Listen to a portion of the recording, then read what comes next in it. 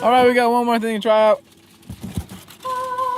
It's gonna be really cold because we bought it like 30 minutes ago.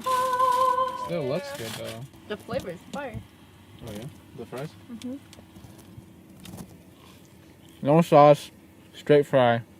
Whoa, it's like a barbecue chip, like a Lay's barbecue chip. Here we go, Nashville hot chicken. Ooh, it looks fire. This is my first time having a Nashville hot chicken sandwich. Oh. Damn boy.